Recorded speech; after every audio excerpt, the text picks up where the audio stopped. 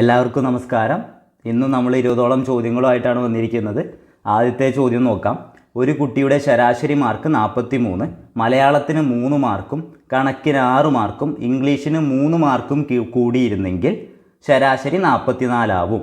ആകെ വിഷയങ്ങൾ എത്ര എന്നാണ് പറഞ്ഞത് അല്ലേ? ആദ്യം ശരാശരി മാർക്ക് എത്രയായിരുന്നു? 43 ആയിരുന്നു. അതെന്തായി? 44 ആയി അല്ലേ? എന്ത് വന്നപ്പോഴാണ് മാറ്റം വന്നത്? ഒരു മലയാളത്തിന് 3 മാർക്ക് കൂടി, കണക്കിന് 6 മാർക്ക് കൂടി, ഇംഗ്ലീഷിന് 3 മാർക്ക് കൂടി. അപ്പോൾ എന്തായി? ശരാശരി 44 ആയി. അപ്പോൾ ഈ ശരാശരിയിൽ വന്നിരിക്കുന്ന വ്യത്യാസം എത്രയാ? 1 കൂടുകയാണ് ചെയ്തത് അല്ലേ? ശരാശരിയിൽ വന്നിരിക്കുന്ന വ്യത്യാസം എന്ന് പറയുന്നത് 1 ആണല്ലോ. ഇങ്ങനെയുള്ള ചോദ്യങ്ങളിൽ ആകെ വിഷയങ്ങളുടെ എണ്ണം എന്ന് കണ്ടുപിടിക്കാൻ വേണ്ടിയിട്ട്, ആകെ എണ്ണം കണ്ടുപിടിക്കാൻ വളരെ സിമ്പിളാണ്. നോക്കിക്കോ, എന്ത് ചെയ്താൽ മതി? മലയാളത്തിന് 3 മാർക്കല്ലേ, അത് കൂട്ടണം. കണക്കിന് 6 മാർക്കല്ലേ കൂടിയത്, അത് കൂട്ടണം. ഇംഗ്ലീഷിന് 3 മാർക്ക്. അതായത് എന്താണ്? എത്ര മാർക്ക് കൂടി അതെല്ലാം കൂടിയും കൂട്ടുക. ഓക്കെ ആണല്ലോ? എന്നിട്ട് എന്ത് ചെയ്യുക? അതിനെ ശരാശരിയിലുണ്ടായ വ്യത്യാസം കൊണ്ട് ഹരിക്കുക. എന്താ ചെയ്യേണ്ടത്? എത്ര മാർക്കാണ് കൂടിയത്? 3 + 6 + 3 മാർക്ക് കൂടിയത്. അതിന് എന്ത് ചെയ്യണം? ശരാശരിയിലുണ്ടായ വ്യത്യാസം കൊണ്ട് ഹരിച്ചാൽ മതിയാകും. നമുക്ക് എണ്ണം കിട്ടും. അപ്പോൾ നമുക്ക് 3 + 6 9, 9 + 3 12/1. ഏതൊരു സംഖ്യയും 1 കൊണ്ട് ഹരിച്ചാൽ എത്ര ഉത്തരം? 12. ഏതാ ഉത്തരം? 12. നമ്മുടെ ഉത്തരം ഏതാ? ഓപ്ഷൻ സി ആണ്. അടുത്ത ചോദ്യം നോക്കാം. ചോദ്യം 0.45ന്റെ ഭിന്നസംഖ്യാരൂപം എന്തെന്നാണ് ചോദിച്ചിട്ടുള്ളത്. ഇത് ഒരു രീതി എന്ന് പറഞ്ഞു കഴിഞ്ഞാൽ എല്ലാത്തിനും എന്ത് ചെയ്താൽ മതി? വെട്ടിച്ചെറുതാക്കുക, ഹരിച്ചു നോക്കിയാലോ മതി. അല്ലെങ്കിൽ 6/10, 2/5, 9/20, 5/15 ഹരിച്ചു നോക്കിയാൽ മതി. അല്ലെങ്കിൽ എങ്ങനെ എഴുതാം? 0.45നെ നമുക്ക് എങ്ങനെ എഴുതാം? 45/100 എന്ന് എഴുതാമല്ലോ. 0.45നെ 45/100 എന്ന് എഴുതാമല്ലോ. ശ്രദ്ധിച്ചു നോക്ക്. 45/100 എന്ന് എഴുതിക്കൂടെ 0.45നെ? ഇവിടെ എന്താ 2 സ്ഥാനം മാറ്റിയിട്ട്. അപ്പം എന്ത് ചെയ്താൽ മതി? 100 കൊണ്ട് ഹരിച്ചാൽ മതി. 45നെ 100 കൊണ്ട് ഹരിച്ചാൽ എന്താണ്? 0.45 കിട്ടുക. അറിയാലോ. ഇനി 0.458 ആയിരുന്നെങ്കിൽ എങ്ങനെ എഴുതായിരുന്നു? അതിനെ 458 എഴുതിയതിന് ശേഷം താഴെ എത്ര വരും? 1000. 3 0 വന്നേനെ, 3 സ്ഥാനം ആയതുകൊണ്ട്. ഓക്കെ ആണല്ലോ. അപ്പം എന്തെഴുതി? 0.45നെ 45/100 എന്നെഴുതി. ഇനി ഇതിനെ വെട്ടിക്കൂടെ? 5 കൊണ്ട് വെട്ടാലോ. 5 കൊണ്ട് വെട്ടി ചെറുതാക്കാലോ. 5 കൊണ്ട് വെട്ടി ചെറുതാക്കിയാൽ എത്ര കിട്ടുക? 45നെ 5 കൊണ്ട് വെട്ടിയാൽ 9×5 45 ആണ്. 20നെ വെട്ടിയാലോ? 20 × 5 ആണ് എന്ത്? 100. 20 × 5 ആണ് 100. അപ്പോൾ എത്ര ഉത്തരം? 9/20. ഇനി ഇതിനെ വെട്ടി ചെറുതാക്കാൻ പറ്റുമോ? ഇല്ല. നമുക്ക് ഓപ്ഷനിൽ ഈ ഓപ്ഷൻ തന്നെ തന്നിട്ടുണ്ട് അല്ലേ? 9/20. ഉത്തരം ഏതാണ്? 9/20. ഇനി വേറൊരു എക്സാമ്പിൾ നോക്ക്. 0.6ന്റെ ഭിന്നസംഖ്യാരൂപം എന്ന് ചോദിച്ചാൽ നമുക്ക് എങ്ങനെ എഴുതാം? 0.6നെ നമുക്ക് എങ്ങനെ എഴുതാം? 6/ എത്ര താഴെ വരിക? 10 എന്ന് എഴുതാം. അപ്പം എന്താ? 6/10 വെട്ടി ചെറുതായി കൂടെ? എത്ര കൊണ്ട് വെട്ടാം? 2 കൊണ്ട് വെട്ടാം അല്ലേ? 2 കൊണ്ട് വെട്ടിയാൽ 3 × 2 ആണ് 6, 5 × 2 ആണ് 10. അപ്പം എത്രയാണ്? 3/5. ഓക്കെ ആണല്ലോ. ഇനി വേറൊരു എക്സാമ്പിൾ നോക്ക്. 0.789ന്റെ ഭിന്നസംഖ്യാരൂപം ചോദിച്ചാൽ എന്ത് ചെയ്താൽ മതി? 789/1000 ചെയ്താൽ മതി. ഓക്കെ ആണല്ലോ. അപ്പോൾ അടുത്ത ചോദ്യം നോക്കാം. ചോദ്യം 90നും 100നും ഇടയിലുള്ള അഭാജ്യ സംഖ്യകളുടെ എണ്ണം എത്ര? നമുക്കറിയാം എന്താണ് അഭാജ്യ സംഖ്യ. അറിയാലോ. എന്താ? ആ സംഖ്യയും 1 മാത്രമാണ് അതിൻ്റെ ഘടകങ്ങളായിട്ട് വരാൻ പാടുള്ളൂ. എന്താണ്? ആ സംഖ്യയും 1 മാത്രമാണ് അതിൻ്റെ ഘടകങ്ങളായിട്ട് വരാൻ പാടുള്ളൂ. അതായത് ആ സംഖ്യ കൊണ്ടോ 1 കൊണ്ടോ മാത്രമേ അതിനെ നിശേഷമായിരിക്കാൻ പറ്റുള്ളൂ. വേറൊരു സംഖ്യ കൊണ്ടോ അതിനെ നിശേഷമായിരിക്കാൻ പറ്റില്ല. അങ്ങനെയുള്ള സംഖ്യകളാണ് എന്ത്? അഭാജ്യ സംഖ്യകൾ. ഓക്കെ ആണല്ലോ. അങ്ങനെയാണെന്നുണ്ടെങ്കിൽ ഇവിടെ ചോദിച്ചിരിക്കുന്നത് 90നും 100നും ഇടയിലുള്ള അഭാജ്യ സംഖ്യകളുടെ എണ്ണം എത്ര എന്നാണ് ചോദിച്ചത്. അപ്പോൾ നമ്മൾ നോക്കുകയാണോ? 90നും 100നും ഇടയിലാണെങ്കിൽ 91, 92, 93, 94 അങ്ങനെ പോവും. അപ്പോൾ നമുക്ക് പറയാം എന്ത്? ഇരട്ട സംഖ്യകളെ ഒക്കെ 2 കൊണ്ട് ഹരിക്കാൻ പറ്റും. അപ്പം എന്ത് പറ്റില്ല? ആകെ ഒരൊറ്റ ഇരട്ട സംഖ്യ അഭാജ്യ സംഖ്യ ഉള്ളൂ, 2 മാത്രം. അപ്പം എന്താണ്? ഇതിലുള്ള ഇരട്ട സംഖ്യകൾ മൊത്തം നമുക്ക് സിമ്പിളായിട്ട് ഒഴിവാക്കിക്കൂടെ? അപ്പോൾ നോക്ക്, 91, 93, 95, അതുപോലെ 97, 99 എന്നുള്ള സംഖ്യകൾ മാത്രം എടുത്താൽ മതി. ബാക്കിയുള്ള എന്താ? ഇരട്ട സംഖ്യകളാണ്. നമുക്കറിയാം ഒരേ ഒരു ഇരട്ട സംഖ്യയാണ് അഭാജ്യ സംഖ്യകളിലുള്ളൂ, അത് 2 ആണ്. അപ്പോൾ ഇനി നോക്കുമ്പോൾ 91, 93, 95. ഈ 95-ന് എന്ത് ചെയ്യാൻ പറ്റും? നമുക്ക് സിമ്പിളായിട്ട് നോക്കുകയാണെന്നുണ്ടെങ്കിൽ 5 കൊണ്ട് ഹരിക്കാൻ പറ്റും. അപ്പോൾ അത് വരില്ല. 93-ന് എന്തുകൊണ്ട് ചെയ്യാൻ പറ്റും? 3 കൊണ്ട് ഹരിക്കാൻ പറ്റും. 3 കൊണ്ട് ഹരിക്കാൻ പറ്റുമെന്ന് അറിയാൻ വേണ്ടിയിട്ട് എന്ത് ചെയ്താൽ മതി? അക്കങ്ങളെ രണ്ടും കൂട്ടിയാൽ മതി അല്ലേ? 93, 9 3 കൂട്ടിയാൽ എത്രയാ? 9 3 കൂട്ടിയാൽ 12 ആണ്. 12-ന് എന്ത് ചെയ്യാം? 3 കൊണ്ട് ഹരിക്കാം ആണല്ലോ. അപ്പോൾ എന്ത് ചെയ്യാൻ പറ്റില്ല? 93 പറ്റില്ല. അതുപോലെ നോക്ക്, ഇനി 99 നോക്ക്. 99 എന്തുകൊണ്ട് ഹരിക്കാം? 9 കൊണ്ട് ഹരിക്കാം അല്ലേ? അപ്പം അതും വേണ്ട. അപ്പം ഇനി 91 97 ആണുള്ളത്. ഈ 91-നെ 13 കൊണ്ട് ഹരിക്കാൻ പറ്റും. അതിൻ്റെ ഘടകങ്ങളിൽ 13ഉം 7ഉം വരും. ഓക്കെ ആണല്ലോ. അപ്പോൾ അതും പറ്റില്ല. അപ്പോൾ ഇനി ഉള്ളത് ഏതാ? 97. ഒരൊറ്റ അഭാജ്യസംഖ്യ മാത്രമേ എന്ത് ചെയ്യുന്നുള്ളൂ? 90-നും 100-നും ഇടയിൽ ഉള്ളൂ. അപ്പോൾ നമുക്ക് എന്ത് എഴുതാം? ഓപ്ഷൻ എ ആണ് ഉത്തരം എന്ന് എഴുതാം. പക്ഷെ ഇതിന് സമയം എടുക്കുന്നുണ്ട് അല്ലേ? പക്ഷെ അതിന് പകരം നിങ്ങൾ എന്ത് ചെയ്യും?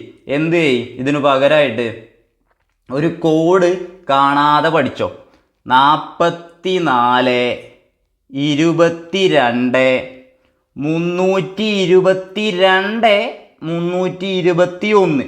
ഒരു ഫോൺ നമ്പർ പഠിക്കുന്ന മാതിരി പഠിക്കുക. സിമ്പിൾ അല്ലേ പഠിക്കാൻ? 44 22 44 22 44 22. ഇനി നോക്ക് 322 പിന്നെ 321. ഒന്നുകൂടി പറ, എൻ്റെ കൂടെ പറ. 44 22 322 321. പഠിക്കാൻ പറ്റുന്നുണ്ടോ? ഈ കോഡ് പഠിക്കാൻ പറ്റുന്നുണ്ടോ? കോഡ് പഠിച്ചു കഴിഞ്ഞാൽ സിമ്പിളാ സാധനം. 1 മുതൽ 10 വരെ 4 എണ്ണാണ്. 10 മുതൽ 20 വരെ അടുത്തതും 4 എണ്ണാണ്. ഇനി അടുത്തത് 20 മുതൽ 30 വരെ 2 ആണ്.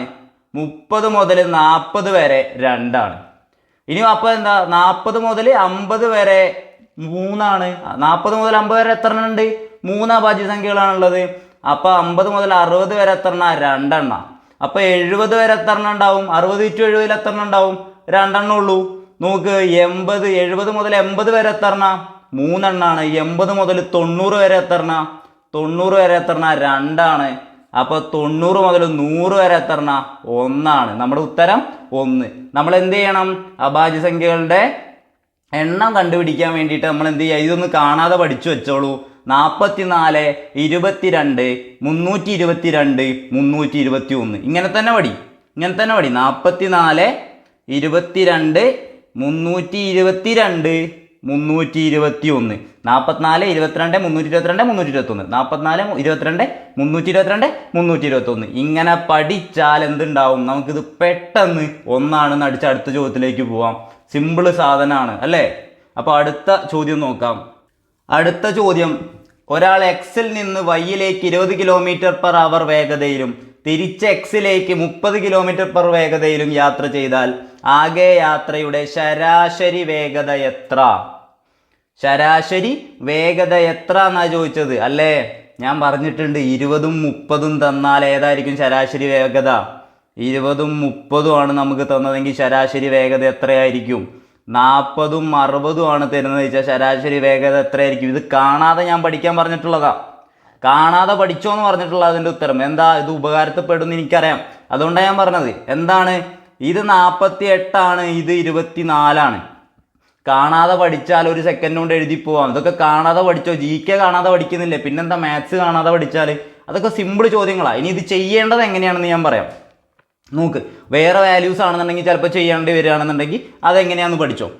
ഇക്വേഷൻ എന്താണ്? ശരാശരി വേഗത കാണാനുള്ള ഇക്വേഷൻ. ശരാശരി വേഗത കാണാനുള്ള ഇക്വേഷൻ എന്താ?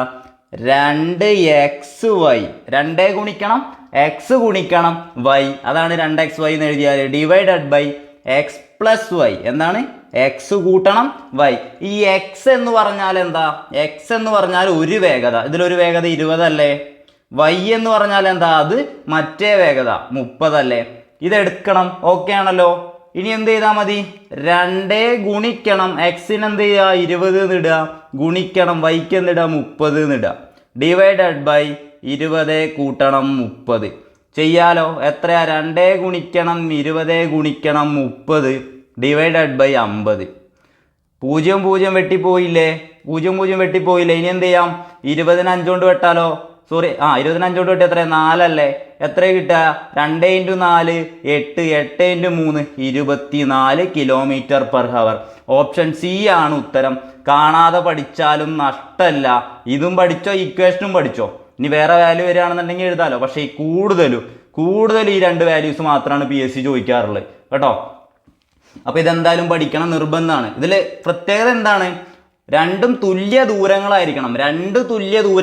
അതായത് ഇത് X ആണ്, ഇത് Y ആണ് ദൂരങ്ങളെങ്കിൽ ഇവിടെ നിന്ന് Xലേക്ക് പോയി അവിടെ നിന്ന് തിരിച്ചു Yയിൽ നിന്ന് വീണ്ടും Xലേക്കാണ് വന്നത്. ആദ്യം Yയിലേക്ക് പോയി അവിടെ നിന്ന് വീണ്ടും Xലേക്കാണ് വരുന്നത്. അപ്പോൾ എന്താണ്? തുല്യ ദൂരങ്ങളായിരിക്കണം രണ്ടും കവർ ചെയ്യുന്നത്. അത് ശ്രദ്ധിക്കണം. അപ്പോൾ മാത്രമാണ് ഇത് ഉപയോഗിക്കേണ്ടത്. പക്ഷേ PSC അങ്ങനത്തെ ചോദ്യങ്ങളെ നമുക്ക് തരുള്ളൂ. ഈ ചോദ്യങ്ങളെ തരുള്ളൂ. അതുകൊണ്ട് എന്ത് ചെയ്താൽ മതി? അത് പഠിച്ചാൽ മതി. ഓക്കെ ആണല്ലോ. ഇക്വേഷൻ മറക്കണ്ട. 2xy / x + y. അല്ലെങ്കിൽ ചില ആളുകൾ പഠിച്ചിട്ടുണ്ടായിരിക്കും 2ab / a + b എന്നായിരിക്കും ചിലപ്പോൾ നിങ്ങൾ പഠിച്ചിട്ടുണ്ടാവുക. എക്സും വൈയും എയും ബിയും എന്നൊക്കെ പറഞ്ഞാൽ നമ്മൾ ഇടുന്നതാണ്. അതൊന്നും പേടിക്കാനില്ല കേട്ടോ. അപ്പോൾ വാല്യൂ നോക്കുക. എന്ത് ചെയ്യണം? 2 ഗുണിക്കണം ഒരു വേഗത ഗുണിക്കണം അടുത്ത വേഗത / 2 വേഗതകളും കൂട്ടുന്നത്.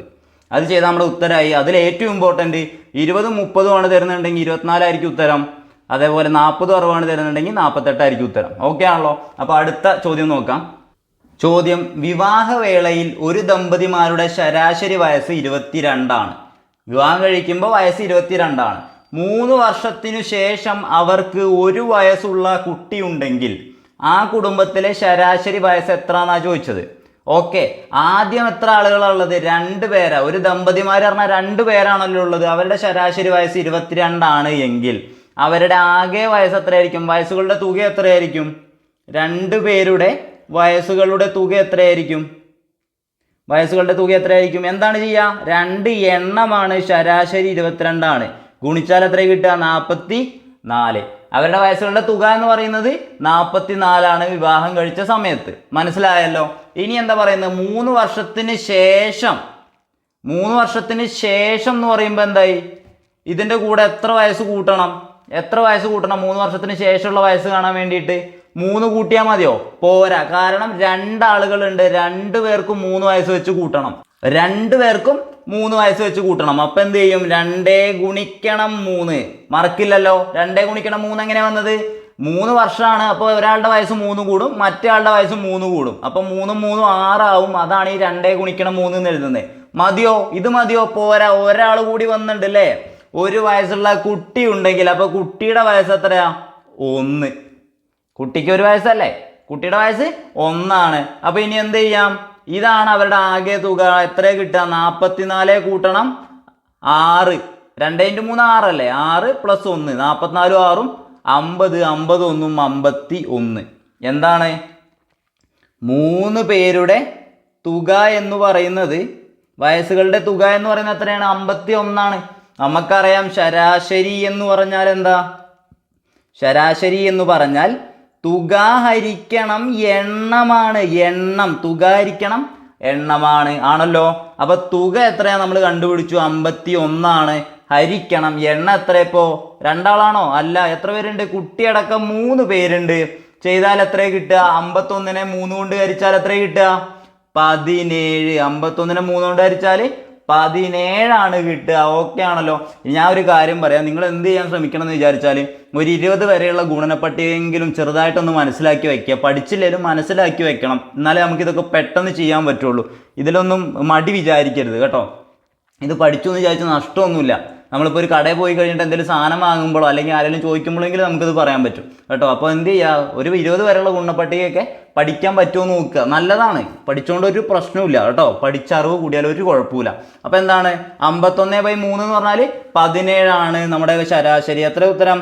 ഓപ്ഷൻ ബി ആണ് കറക്റ്റ് ആൻസർ. ഓക്കെ ആണല്ലോ. അടുത്ത ചോദ്യം നോക്കാം. അടുത്ത ചോദ്യം: ആദ്യത്തെ എത്ര ഇരട്ട സംഖ്യകളുടെ തുകയാണ് 42? എന്താ ചോദ്യം?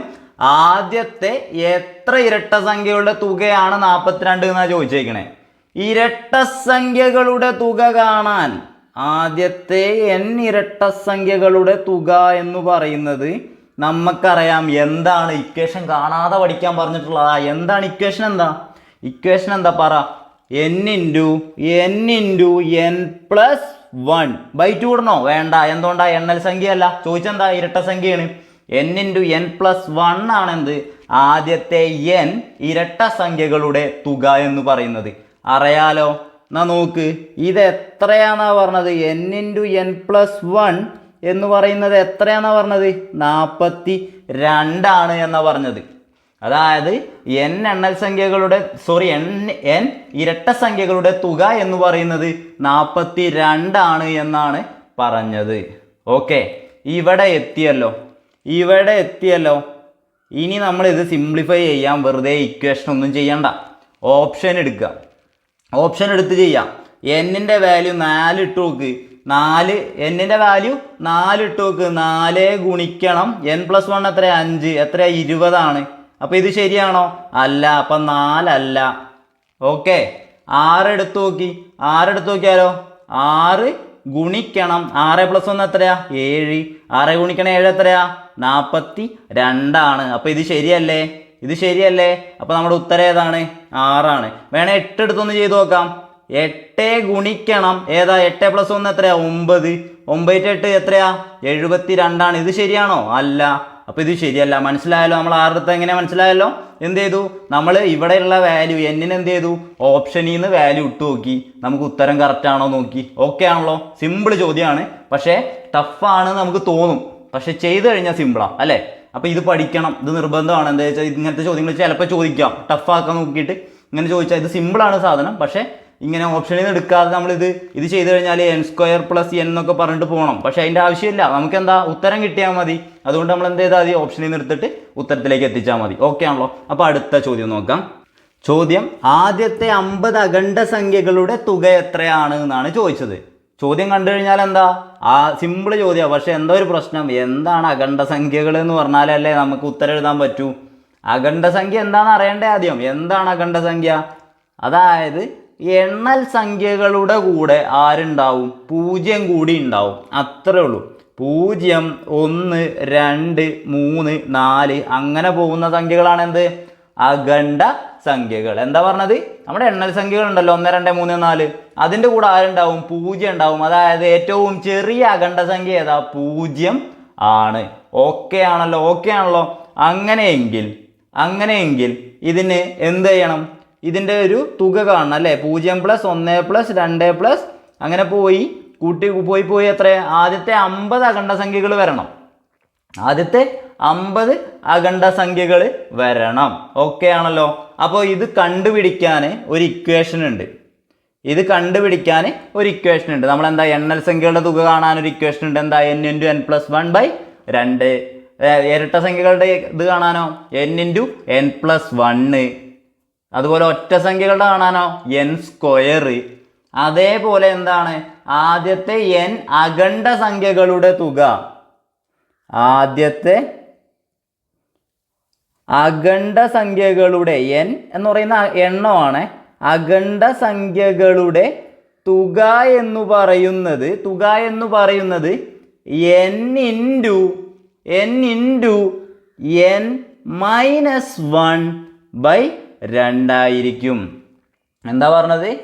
n × n-1/2. ആദ്യത്തെ n അഖണ്ഡ സംഖ്യകളുടെ തുക എന്ന് പറയുന്നത് n × n-1/2. എന്താണ് ഇത്? എവിടെയോ കണ്ടതാണല്ലോ. എവിടെ അത് കണ്ടത്? ഹാൻഡ് ഷേക്കിൻ്റെ ഇക്വേഷൻ ഇത് തന്നെയാണ് അല്ലേ? രണ്ടും കൂടി അപ്പോൾ ഒറ്റൊന്നാക്കി പഠിച്ചാൽ പോരെ? ഹാൻഡ് ഷേക്കുകളുടെ എണ്ണം ചോദിക്കാറില്ലേ? ഒരു കൂട്ടത്തിലെ ആളുകൾ പരസ്പരം ഹസ്തദാനം നൽകുമ്പോൾ അങ്ങനത്തെ ചോദ്യങ്ങൾ വരില്ലേ? അതിൻ്റെ ഇക്വേഷൻ എന്താണ്? n × n-1/2 ആണ്. മനസ്സിലായല്ലോ? അപ്പം ഇനി ഇത് തെറ്റില്ലല്ലോ, മാറിപ്പോകരുത്, തെറ്റരുത്. ആദ്യത്തെ n അഖണ്ഡ സംഖ്യകളുടെ തുക എന്ന് പറയുന്നത് n × n-1/2 ആണ്. സിമ്പിളാണ്, പഠിക്കും. നിങ്ങൾ മറക്കില്ല, പഠിക്കും. ഇതെങ്ങനെ ചെയ്യാം? അപ്പോൾ നമുക്കറിയാം n എത്രയാണെന്ന് നമുക്കറിയാം. n എത്രയാ? 50 ആണ്. ഗുണിക്കണം എത്രയാ? 49. 50ൽ നിന്ന് 1 കുറച്ചാൽ 49 ÷ 2. ഇനി എന്ത് ചെയ്താൽ മതി? നമുക്ക് ആദ്യം ഗുണിച്ചിട്ട് പകുതി എടുത്താൽ പോരെ? അല്ലാതെ ഇത് വെട്ടിയിട്ട് വേണമെങ്കിൽ ചെയ്യാം. വേണമെങ്കിൽ 50നെ വെട്ടിയിട്ട് എന്ത് ചെയ്യാം 25 ഗുണിക്കണം 49 ചെയ്താൽ മതി. ഓക്കെ, അങ്ങനെ ചെയ്യാം. എന്നാൽ 49 ഗുണിക്കണം 25. ഇതിനൊരു ഷോർട്ട് കട്ട് ഉണ്ട്, പക്ഷെ നിങ്ങളത് ഇപ്പോൾ ചെയ്ത് കഴിഞ്ഞാൽ പോയിന്റിലേക്ക് വരുമ്പോൾ നിങ്ങൾക്ക് ചെയ്യാൻ പറ്റുമെന്ന് എനിക്കറിയില്ല, അതുകൊണ്ടാണ് പറയാത്തത് കേട്ടോ. ഇത് ചെയ്യാം. 9×5 45 ശിഷ്ടം 4. ഇനി എന്താ I4 20, അപ്പോൾ 24 ആയല്ലോ. ഇനി നോക്ക്, 29 18 ശിഷ്ടം 1, 24 8 1 9. അപ്പോൾ എത്രയാണ് ഉത്തരം? 5 2. അപ്പോൾ ശിഷ്ടം 1 ഇങ്ങോട്ട് പോയി. എത്രയാ? 10 12 1225 ആണ് എന്ത് നമ്മുടെ ഉത്തരമായിട്ട് വരുന്നത്. 1225. ഓക്കെ ആണല്ലോ. ഇനി എന്ത് ചെയ്യാന്നറിയോ? ഏതൊരു സംഖ്യയെയും 25 കൊണ്ട് ഗുണിക്കാനാണ് എങ്കിൽ, എന്താണ് ഞാൻ പറഞ്ഞത്? ഏതൊരു സംഖ്യയെയും 25 കൊണ്ട് ഗുണിക്കാനാണ് എങ്കിൽ എന്ത് ചെയ്യാന്നറിയോ? ഇപ്പം 49 അല്ലേ സംഖ്യ, അപ്പോൾ അതിന് 25 കൊണ്ട് ഗുണിക്കാനാണെന്നുണ്ടെങ്കിൽ ആദ്യം അതിൻ്റെ പകുതി എടുക്കുക. 49ന്റെ പകുതി എത്രയാ? 24.5 അല്ലേ? 24.5 അല്ലേ? ഇനി 24.5ന്റെ പകുതി എടുക്കുക. 24.5ന്റെ പകുതി എടുക്കുക. എത്രയാ? 12.25 അല്ലേ? എന്താണ്? ഒരു തവണ പകുതി എടുത്തു, അതിൻ്റെയും പകുതി എടുത്തു, എന്നിട്ട് ആ കിട്ടിയതിനെ 100 കൊണ്ട് ഗുണിച്ചാൽ മതി. എത്ര കിട്ടുക അപ്പോൾ? 1225. ഇത് സിമ്പിളാണ്. ഈ ഒരു വാല്യൂ ആയതുകൊണ്ടാണ്, അതുപോലെ പകുതി എടുക്കുമ്പോൾ പോയിന്റിലേക്ക് പോകുന്നതുകൊണ്ടാണ് നിങ്ങൾക്ക് ബുദ്ധിമുട്ടായത്. ഇനി വേറെ വലിയ സംഖ്യകളൊക്കെ ആണെന്നുണ്ടെങ്കിൽ കുറച്ചുകൂടി സിമ്പിളായിട്ട് നമുക്ക് ചെയ്യായിരുന്നു. ഫോർ എക്സാമ്പിൾ 48ൻ്റെ ആണ് പറഞ്ഞതെങ്കിൽ എന്ത് ചെയ്താൽ മതിയായിരുന്നു? 48ന്റെ പകുതി എത്രയാണ്? 24 24ന്റെ പകുതി 12 2 0 ഇട്ട് കൊടുക്കുക. 1200 ആയിരിക്കും 48ന് 25 കൊണ്ട് ഗുണിച്ചാൽ. ഓക്കെ ആണല്ലോ. ഇനി അങ്ങനെയാണ് വെച്ചാൽ ഒരു സംഖ്യ 36 നോക്കാം. 36ന്റെ പകുതി എത്രയാ? 18. അതായത് 36 ഗുണിക്കണം 25 ചെയ്യുന്ന പറയുന്നത്. 36ന്റെ പകുതി എത്രയാ? 18. 18ന്റെ പകുതി എത്രയാ? 9. 2 0 കൂടി ഇട്ട് കൊടുക്കുക. 900 ആയിരിക്കും. അപ്പൊ അങ്ങനെ പെട്ടെന്ന് വേണമെന്നുണ്ടെങ്കിൽ 25 കൊണ്ട് ഗുണിക്കാം. ഇതും 25 കൊണ്ട് ഇങ്ങനെ ചെയ്യാം. പക്ഷെ നിങ്ങൾക്ക് ഇത് ബുദ്ധിമുട്ടാണ് എങ്കിൽ എന്ത് ചെയ്യാം? നേരെ ഗുണിച്ചിട്ട് തന്നെ ഉത്തരത്തിലേക്ക് എത്തിക്കുക കേട്ടോ. ഉത്തരം കിട്ടുക എന്നുള്ളതാണ് പ്രധാനം. അടുത്ത ചോദ്യം നോക്കാം. അടുത്ത ചോദ്യം 10നും 80നും ഇടയിലുള്ള ഒറ്റ സംഖ്യകളുടെ ശരാശരി എന്നാണ് ചോദിച്ചേക്കണേ. എന്താണ്?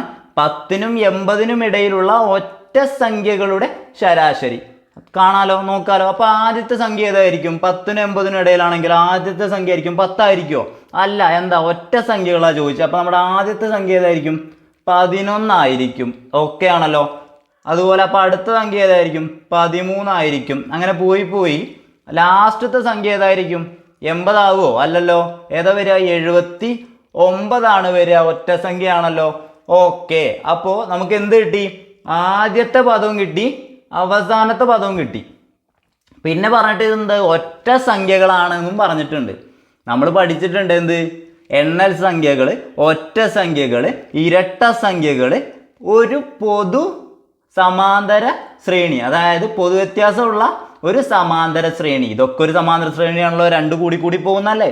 പൊതുവ്യത്യാസം തുല്യമായിട്ടുള്ള സംഖ്യകളാണ് എഴുതുന്നതെങ്കിൽ, അങ്ങനെ ഒരു ശ്രേണിയാണ് തരുന്നതെങ്കിൽ അതിൻ്റെ ശരാശരി കാണാൻ എന്ത് ചെയ്താൽ മതി? നമ്മളിത് നല്ല വ്യക്തമായിട്ട് ക്ലാസ്സുകളിൽ പറഞ്ഞിട്ടുള്ള എന്ത് ചെയ്താൽ മതി? ആദ്യത്തേതും അവസാനത്തേതും കൂട്ടുക. അപ്പം എന്താ? 11 കൂട്ടണം 79. എന്നിട്ട് എന്ത് ചെയ്യണം? അതിൻ്റെ നേർപകുതി എടുത്താൽ മതി. 11 79 കൂട്ടിയാൽ എത്ര? 80 90ന്റെ പകുതി എടുത്താൽ മതി. എത്ര 90ന്റെ പകുതി? 45 അല്ലേ? 45 അല്ലേ? ഏതാ ഉത്തരം? ഓപ്ഷൻ സി ആണ് കറക്റ്റ് ആൻസർ. ഓക്കെ ആണല്ലോ. എന്താ പറഞ്ഞത്? ഫസ്റ്റത്തത് 11, ലാസ്റ്റത്തത് 79. അപ്പൊ എന്ത് ചെയ്യണം? അത് രണ്ടും കൂട്ടിയിട്ട്, അതായത് ആദ്യത്തേതും അവസാനത്തേതും പദങ്ങൾ തമ്മിൽ കൂട്ടിയിട്ട് അതിൻ്റെ പകുതി എടുത്താൽ മതി. ഓക്കെ ആണല്ലോ. നമുക്ക് ഉത്തരം 45 എന്ന് കിട്ടി. ഇത് ഒറ്റ സംഖ്യ ആണേലും ഇരട്ട സംഖ്യ ആണേലും ഒക്കെ ഇങ്ങനെ തന്നെ ചെയ്യാം. ഇനിയിപ്പോൾ 10നും 80നും ഇടയിലുള്ള ഇരട്ട സംഖ്യകളുടെ എന്നാണ് പറഞ്ഞെങ്കിലോ, 10നും 80നും ഇടയിൽ നിന്നായതുകൊണ്ട് ഫസ്റ്റത്തെ സംഖ്യ 12 ആയിരിക്കും. 80ന് ഇടയിലായിരിക്കും. ലാസ്റ്റത്തെ സംഖ്യ എത്രയായിരിക്കും? 78 ആയിരിക്കും. അപ്പം നമ്മൾ എന്ത് ചെയ്യും? ഇത് രണ്ടും കൂട്ടിയിട്ട് അതിൻ്റെ പകുതി എടുക്കും. അങ്ങനെയും ചെയ്യാം കേട്ടോ. അപ്പം അതൊക്കെ എന്താണ്? ഒരു സമാന്തര ശ്രേണിയാണ് എന്ന് നമ്മൾ മനസ്സിലാക്കണം. അല്ലാതെ വെറുതെ ഇങ്ങനെ ടെൻഷനായിട്ട് നമ്മളിങ്ങനെ ഓരോന്ന് ചെയ്യാൻ നിൽക്കരുത് കേട്ടോ. അപ്പോൾ കണക്ക് എന്ന് പറഞ്ഞു കഴിഞ്ഞാൽ പല രീതിയിൽ നമുക്ക് ചെയ്യാൻ പറ്റും. എത്ര പെട്ടെന്ന് ചെയ്യാൻ പറ്റുന്ന രീതിയാണ് നമ്മൾ എടുക്കുന്നത് എന്നുള്ളത് മാത്രമാണ് ഇമ്പോർട്ടൻറ്റ്. ഓക്കെ, അടുത്ത ചോദ്യം നോക്കാം. ചോദ്യം: ഒരു സംഖ്യയുടെ 60% 420 ആയാൽ ആ സംഖ്യയുടെ 15% എത്രയാണെന്നാണ് ചോദിച്ചത് അല്ലേ. 60% 420 ആണ്. അപ്പോൾ എത്ര ചോദ്യം? 15% എത്രയാണെന്നാണ് നമുക്ക് വേണ്ടത്. അപ്പോൾ നമ്മൾ ആദ്യം എന്ത് ചെയ്തു? 60% എന്താക്കി? നമ്മൾ 1% ആക്കാലോ. 1% ആക്കാലോ. 60%-ന് 1% ആക്കാലോ. എന്ത് ചെയ്താൽ മതി? 420-നെ 60 കൊണ്ട് ഹരിച്ചാൽ മതി. 60 കൊണ്ട് ഹരിച്ചാൽ മതി. 1% ആക്കാൻ എന്ത് ചെയ്താൽ മതി? ഈ 420-നെ ഈ 60 കൊണ്ട് ഹരിച്ചാൽ മതി. ഓക്കെ ആണല്ലോ. അത് എത്ര കിട്ടുന്നത്? 0 0 പോയി. എത്രയാ? 6 6 36 7 6 42. 1% എന്ന് പറഞ്ഞാൽ അപ്പോൾ എത്രയാണ്? 7 ആണ്. 1% എന്ന് പറഞ്ഞാൽ 7 ആണല്ലോ. 7 ആണല്ലോ. നമുക്ക് എന്താ വേണ്ടത്? 15% അല്ലേ വേണ്ടത്. അപ്പോൾ നമ്മൾ ഈ 1%-നെ 15% ആക്കാൻ എന്ത് ചെയ്യുന്നത്? 15 കൊണ്ട് ഗുണിച്ചാൽ പോരെ 1%-നെ 15% ആക്കാൻ. അപ്പോൾ 7-നെ എന്തുകൊണ്ട് ഗുണിക്കണം? 15 കൊണ്ട് ഗുണിക്കണ്ടേ? 15 കൊണ്ട് ഗുണിക്കണ്ടേ? അപ്പോൾ 7 × 15 എത്രയാ? 7 × 15 എത്രയാ? 105 ആണ്. 105 ആണ് നമ്മുടെ ഉത്തരം. ഓക്കെ ആണല്ലോ. ഇത് നമ്മൾ കുറേ പറഞ്ഞതാണ്, അതുകൊണ്ടാണ് നിൽക്കാത്തത്. പക്ഷേ ഞാനിതിന് വേറൊരു ഐഡിയ കൂടി പറയാം. ഇത് നിങ്ങൾക്ക് ഇതെന്ന് പറഞ്ഞു കഴിഞ്ഞാൽ നിങ്ങൾക്ക് എല്ലാവർക്കും ഇത് മനസ്സിലായിട്ടുള്ള രീതിയാണ്. അല്ല എങ്കിൽ എന്ത് ചെയ്യാമെന്ന് പറയണേ. ചോദ്യം കണ്ടിട്ട് എങ്ങനെ എഴുതാമെന്നുള്ളതാണ് പറയാൻ പോണത്. ഒരു സംഖ്യയുടെ 60% 420 ആയാൽ ആ സംഖ്യയുടെ 15% എത്ര എന്നാണ് ചോദിച്ചേക്കണേ അല്ലേ. നമ്മളോട് പറഞ്ഞത് ഒരു സംഖ്യയുടെ 60% 420 ആണ്. അപ്പം നമ്മളോട് എന്താ ചോദിച്ചത്? 15% എത്രയാണ് എന്നാണ് ചോദിച്ചത് അല്ലേ. മനസ്സിലായല്ലോ? എഴുതിയ മനസ്സിലായല്ലോ. ഇങ്ങനെ വരികയാണെന്നുണ്ടെങ്കിൽ എന്താ ചെയ്യേണ്ടതെന്ന് അറിയോ? ഇത് കിട്ടാൻ വേണ്ടിയിട്ട് നേരെ ക്രോസ് ചെയ്താൽ മതി. ഇത് രണ്ടും ക്രോസ് മൾട്ടിപ്ലൈ ചെയ്താൽ മതി. അതായത് 60% ഗുണിക്കണം ആ സംഖ്യ സമം എന്താണ്? 420 ഗുണിക്കണം 15. അപ്പം എന്തായി? ഇത് ഇങ്ങോട്ട് വരില്ലേ? ഈ 60 അങ്ങോട്ട് പോവില്ലേ? അപ്പം എത്രയായി? 420 ഗുണിക്കണം 15/60 എന്നുള്ള രീതിയിലേക്ക് മാറും. ഓക്കെ ആണല്ലോ. അപ്പം അതിനൊന്നും നിൽക്കണ്ട. ഇങ്ങനെയാണ് ചോദ്യം വരുന്നതെന്നുണ്ടെങ്കിൽ, അതായത് 60% 400 ആണ്. അതുപോലെ 15% എത്രയാണ് എന്ന് ചോദിച്ചാൽ എന്ത് ചെയ്യാം? ഈ 15-നെ 420 ഗുണിക്കുക. അതായത് 420 ഗുണിക്കണം 15. എന്ത് ചെയ്യുക? എന്നിട്ട് ഈ 60-നെ കൊണ്ട് ഹരിക്കുക മൊത്തത്തിൽ. എന്താ പറഞ്ഞത്? 60% 420. അത് ഒരു സംഖ്യയുടെ 80% 420 അല്ലെ 10% 420 അങ്ങനെ തരാണ്. എന്നിട്ട് നേരെ ചോദിക്കുകയാണ് എന്ത്? 20% എത്ര എന്ന് ചോദിച്ചാൽ നമ്മൾ എന്ത് ചെയ്യും? നേരെ ക്രോസ് ചെയ്യാണ്. എന്താണ്? 420 ഗുണിക്കണം 15 ഹരിക്കണം എന്ത്? ഇവിടെയുള്ള 60. ഇത് വെട്ടാലോ? വെട്ടുകയാണെന്നുണ്ടെങ്കിൽ 0 0 പോയി. ഇനി എന്താ? 6 7 42. ഇനി എത്ര? 7 × 15 105. ഇങ്ങനെ നമുക്ക് ഉത്തരത്തിലേക്ക് എത്താൻ സാധിക്കും. ഓക്കെ, എങ്കിൽ അടുത്ത ചോദ്യം നോക്കാം. എങ്കിൽ ഇത് നോക്ക്. ഒരു വസ്തു 720 രൂപയ്ക്ക് വിറ്റപ്പോൾ 20% ലാഭമുണ്ടായി. വാങ്ങിയ വില എത്ര? എന്താ പറഞ്ഞത്? ഒരു വസ്തു 720 രൂപയ്ക്ക് വിറ്റപ്പോൾ 20% ലാഭമുണ്ടായി. വാങ്ങിയ വില എത്ര എന്നാ പറഞ്ഞത്. ഇതെങ്ങനെ ചെയ്യാം? നമുക്കിപ്പോൾ പഠിച്ച മെത്തേഡൊന്ന് ഉപയോഗിച്ച് നോക്കിയാലോ. 20% ലാഭം ഉണ്ടായി എന്ന് പറഞ്ഞു കഴിഞ്ഞപ്പോൾ അതെത്രയാണ്? 720. 20% ലാഭം ഉണ്ടാവുക എന്ന് പറഞ്ഞാൽ എത്രയാണത്? 120% അല്ലേ. ലാഭമാണെങ്കിൽ എന്ത് ചെയ്യണം? 100-നോട് 20% കൂടി കൂട്ടണം. 100-നോട് കൂട്ടണം. ലാഭമാണെങ്കിൽ കൂട്ടണം, നഷ്ടമാണെങ്കിൽ കുറയ്ക്കണമായിരുന്നു. ഇവിടെ എന്താ? ലാഭമാണ്. അപ്പോൾ 20% 100%-നോട്, അതായത് വാങ്ങിയ വില എന്തായിട്ട് എടുക്കേണ്ടത്? വാങ്ങിയ വില നമ്മളെപ്പോഴും എന്ത് ചെയ്യണം? വാങ്ങിയ വിലയെ 100%-ആയിട്ട് കണക്കാക്കണം. 100%-ആയിട്ട് കണക്കാക്കണം. എങ്കിൽ വിറ്റ വില 120% ആണ്. എന്താ? 20% ലാഭ. അതെത്രയാണ് എന്ന് തന്നിട്ടുണ്ട്. എത്രയാ? 720. 120% 720 ആണ് എന്ന് തന്നിട്ടുണ്ട്. നമ്മളവിടെ എന്താ കാണാൻ പറഞ്ഞേ? വാങ്ങിയ വില 100%. അതെത്രയാണ് എന്നാണ് നമ്മൾ കാണേണ്ടത്. ഓക്കെ ആണല്ലോ. ഇപ്പൊ കഴിഞ്ഞതിൽ എഴുതി അതേപോലെ ആയല്ലോ. എന്താ പറഞ്ഞത്? 120% 720 എങ്കിൽ 100% എത്ര? എന്താ 100%? വാങ്ങിയ വില എല്ലാം ഇപ്പോഴും 100%ആയിട്ട് നിങ്ങൾ കൺസിഡർ ചെയ്യണം. മനസ്സിലായല്ലോ? വാങ്ങിയ വില 100% എന്ന് നിങ്ങൾ എപ്പോഴും മനസ്സിലാക്കി വെക്കുക. അപ്പൊ 100% എത്രയാണല്ലോ? നമ്മൾ എന്താ ചെയ്തത്? കഴിഞ്ഞ തവണ എന്ത് ചെയ്തത്? നേരെ ക്രോസ് ചെയ്യല്ലേ? എന്ത് ചെയ്തത്? 720 ഗുണിക്കണം 100. ഓക്കെ ആണല്ലോ? ഹരിക്കണം എന്ത്? 120. ഓക്കെ ആണല്ലോ? എന്താ ചെയ്തത്? 720 എന്ത് ചെയ്തു? ഈ 100 കൊണ്ട് ഗുണിച്ചു, ക്രോസ് ഗുണിച്ചു അല്ലേ? 720 ഗുണിക്കണം 100 എന്ത് ചെയ്യണം? ഡിവൈഡഡ് ബൈ ഏത്? 120. ഈ 120 എന്താ? 120 ഗുണിക്കണം ഇവിടുത്തെ സംഖ്യയാണ്. ഇവിടെ സംഖ്യ ഇല്ല, അത് കണ്ടുപിടിക്കണം. അപ്പൊ എന്ത് ചെയ്താൽ മതി? ഹരിക്കണം 120. ഓക്കെ ആണല്ലോ? നമുക്കറിയാം, വെട്ടി ചെറുതാക്കാലോ. 0 0 പോയി. 72 12 ചെയ്യാൻ പറ്റും. 12 × 6 ആണ് എന്ത്? 72. നമ്മുടെ ഉത്തരം എത്രയായി? 600. എത്രയാണ്? 600. എന്താ ചെയ്തത്? ഒരാണ് കൂടി പറയാം, ഒരു തവണ കൂടി പറയാം. അത് മനസ്സിലായിട്ടുണ്ടെങ്കിലും ഇല്ലെങ്കിലും ഒരാണ് കൂടി പറയാം. ശ്രദ്ധിച്ചോ. നമ്മൾ ആദ്യം എന്ത് ചെയ്തു? വാങ്ങിയ വില 100% ആണെന്ന് നമ്മൾ മനസ്സിലാക്കി വെക്കുക.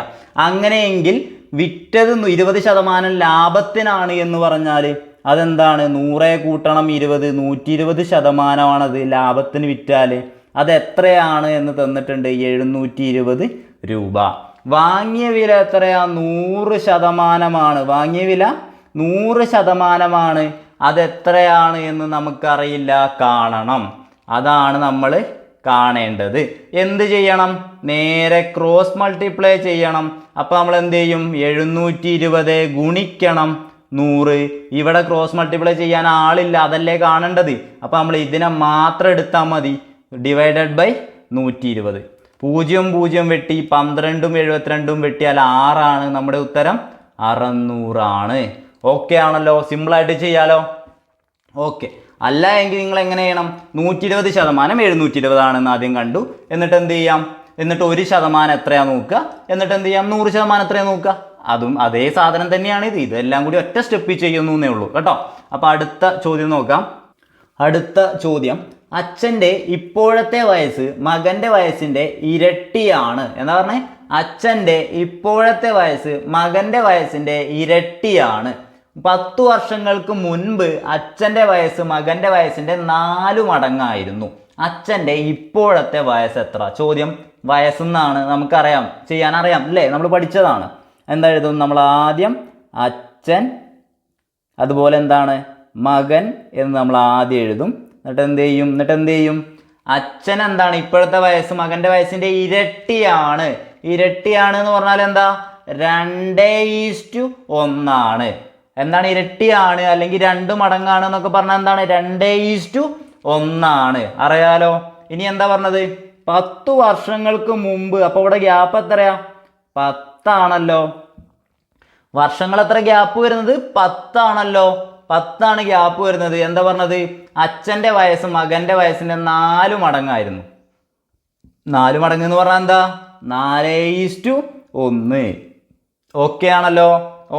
എഴുതിയ മനസ്സിലായല്ലോ? ഇത് ചെയ്യാൻ നിങ്ങൾക്ക് അറിയാലോ. ഇനി ചെയ്യാൻ അറിയാലോ. എന്ത് ചെയ്യും? നമുക്ക് വേണ്ടത് എന്താ? അച്ഛൻ്റെ ഇപ്പോഴത്തെ വയസ്സാണ്. അച്ഛൻ്റെ ഇപ്പോഴത്തെ വയസ്സെന്ന് പറഞ്ഞു കഴിഞ്ഞാൽ ഇതല്ലേ കാണേണ്ടത്. അത് കാണാൻ എന്ത് ചെയ്യും?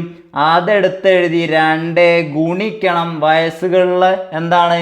എത്ര വർഷമാണ് ഗ്യാപ്പ് വന്നത്? 10 ആണ് അല്ലേ? 10 ഗുണിക്കണം എന്ത്? ഇതിൻ്റെ നേരെ താഴെയുള്ളത് അല്ലെ ഓപ്പോസിറ്റിലുള്ളത്. ഇതിൻ്റെ ഓപ്പോസിറ്റിലുള്ള ഏതാ? 4 1 ആണ്. അവയുടെ വ്യത്യാസം 4 കുറയ്ക്കണം 1. 4 കുറയ്ക്കണം 1 എത്രയാ? 4 കുറയ്ക്കണം 1 എന്താണ്? ഈ 2 ആണ് നമുക്ക് വേണ്ട വാല്യൂ. അതിൻ്റെ നേരെ താഴെയുള്ളത് അല്ലെങ്കിൽ ഓപ്പോസിറ്റ് ഉള്ളത് ഏതാ? 4:1 ആണ്. ഈ 4:1ൻ്റെ വ്യത്യാസം എടുക്കണം. എത്രയാണത്? 3 ആണ്. ഡിവൈഡഡ് ബൈ, ഇനി എന്ത് ചെയ്യും? ക്രോസ് ഗുണിക്കണം. മറക്കരുത്, പ്രൊസീജിയർ മറക്കരുത്, ചെയ്യുന്ന രീതി മറക്കരുത്. ക്രോസ് ഗുണിക്കണം 4, അതുപോലെ 2. ഇനിയിപ്പോൾ 2 കുറയ്ക്കണം 4 എന്ന് എഴുതിയാലും എന്ത് ചെയ്യണ്ട, പ്രശ്നമല്ല. ഇനിയിപ്പോൾ നമുക്ക് 2 കുറയ്ക്കണം 4 എന്നാണ് എഴുതുന്നത് വെച്ചാലും കുഴപ്പമില്ല. എന്താണ്? അതിലൊന്നും കാര്യമില്ല. മൈനസിന് വയസ്സിൻ്റെ കാര്യത്തിൽ കാര്യമില്ല. അപ്പോൾ ഇത് എത്രയാണ്? 2 കുറയ്ക്കണം 4, 4ന് 2 പോലെ എത്രയാണ്? ഇത് എഴുതി മനസ്സിലായില്ലേ? 2 ഗുണിക്കണം 1, 4 ഗുണിക്കണം 1. അതാണ് ഈ 2ഉം 4ഉം. ഓക്കെ അല്ലേ? 2 ഗുണിക്കണം 1 എത്ര? 2. 4 ഗുണിക്കണം 1 4 ഇവയുടെ വ്യത്യാസം എത്രയാണ്? മൈനസും പ്ലസും ഒന്നും നോക്കണ്ട, എത്ര വ്യത്യാസം നോക്കിയാൽ മതി. എത്ര വ്യത്യാസം? 2. മൈനസും പ്ലസും ഒന്നും നോക്കണ്ട. 2 കുറയ്ക്കണം 4 എന്ന് പറഞ്ഞാലും 4 കുറയ്ക്കണം 2 എന്ന് പറഞ്ഞാലും വയസ്സുകളുടെ കേസിൽ എന്ത് ചെയ്താൽ മതി? ആ വ്യത്യാസം എടുത്താൽ മതി. ആ വ്യത്യാസം 2. ആ 2ഉം 10ഉം വെട്ടി 5. ഇനി എന്താ? 2 ഗുണിക്കണം 5 10, 10 ഗുണിക്കണം 3 30. അച്ഛൻ്റെ വയസ്സ് എത്രയാണ് ഇപ്പോൾ? അച്ഛൻ്റെ വയസ്സ് ഓപ്ഷൻ ബി 30. ഒരു തവണ കൂടി പറയാം. കണ്ടോ? ആദ്യം നമ്മൾ ചോദ്യത്തിൽ നിന്ന് എന്തെടുത്തു? അച്ഛൻ മകൻ എന്ന് എഴുതി. അതിനുശേഷം എന്താണ്? അച്ഛൻ്റെ ഇപ്പോഴത്തെ വയസ്സ് മകൻ്റെ വയസ്സിൻ്റെ ഇരട്ടിയാണ് എന്ന് പറഞ്ഞതുകൊണ്ട് 2:1 അവരുടെ റേഷ്യോ എന്ന് മനസ്സിലായി. ഇരട്ടിയാണ്, 2 മടങ്ങാണ് എന്നൊക്കെ പറഞ്ഞാൽ 2:1. ഓക്കെ ആണല്ലോ? ഇനി എന്താണ്? 10 വർഷങ്ങൾക്ക് മുൻപ് ഗ്യാപ്പ് എത്ര വന്നത്? 10 വർഷങ്ങളാണല്ലോ മുമ്പ്, അങ്ങനെ എഴുതി. ഇനി എന്താ പറഞ്ഞത്? ഇത് 4 മടങ്ങായിരുന്നു. അപ്പോൾ ഇവിടെ എത്രയാ? 4, ഇവിടെ 1. ഓക്കെ ആണല്ലോ? എഴുതാൻ മനസ്സിലാവുണ്ടല്ലോ? ഇനി എന്ത് ചെയ്യണം? ഇനി നമുക്ക് വേണ്ടത് എന്താ? നമുക്ക് വേണ്ടത് അച്ഛൻ്റെ ഇപ്പോഴത്തെ വയസ്സ് 2 വേണ്ടത്. അപ്പോൾ നമ്മൾ എന്ത് ചെയ്യും? 2 ഗുണിക്കണം ഗ്യാപ്പുകളുടെ വ്യത്യാസം. ഗ്യാപ്പ് എത്രയാ? 10 അല്ലേ? ഗുണിക്കണം. ഇനി എന്ത് ചെയ്യണം? ഇതാണ് വേണ്ടതെങ്കിൽ ഇതിൻ്റെ നേരെ ഓപ്പോസിറ്റ് ഉള്ള അതിൻ്റെ വ്യത്യാസം. 4 കുറയ്ക്കണം 1 3 ഡിവൈഡഡ് ബൈ 2 ഗുണിക്കണം 1 4 ഗുണിക്കണം 1 അവയുടെ വ്യത്യാസം. 4 ഗുണിക്കണം 1 അതേപോലെ 2 ഗുണിക്കണം 1 അവയുടെ വ്യത്യാസം എത്രയാണ്? 2. ഓക്കെ ആണല്ലോ? നമുക്ക് എന്ത് ചെയ്യാം? ഈ 2 വെട്ടിയാലും മതി അല്ലേ? 2 വെട്ടിയാലും മതി. എത്ര കിട്ടുക? 10 ഗുണിക്കണം 3 30 വയസ്സ് എന്ന് കിട്ടും. അച്ഛൻ്റെ പ്രായം 30 വയസ്സ് എന്ന് കിട്ടും. സിമ്പിളായിട്ട് ചെയ്യാലോ? ഇനി ഇതിൽ തെറ്റില്ലല്ലോ? ഓക്കെ, അപ്പോൾ അടുത്ത ചോദ്യം നോക്കാം. ചോദ്യം എന്താണ്? 3/6 3/18 18/27. ഞാൻ ഇന്ന് എടുത്തിരുന്നുണ്ട് 3/6 3/18 അതുപോലെ എന്താണ് 18/27 എന്നീ സംഖ്യകളുടെ ലസാഗു കാണാനാണ്. നമ്മളോട് ഇപ്പോൾ LGSന്റെ പരീക്ഷയിൽ ചോദിച്ചത് പോയിന്റുള്ള സംഖ്യകൾ തന്നിട്ടായിരുന്നു. ഇവിടെ എന്താണ്? ഭിന്നസംഖ്യകൾ തന്നിട്ട് എന്ത് ചെയ്തു? ഇതിൻ്റെ ലസാഗു കാണാൻ പറഞ്ഞു. എന്ത് ചെയ്യാൻ പറ്റും? നമ്മളൊരു ഇക്വേഷൻ പഠിച്ചു വെക്കണം.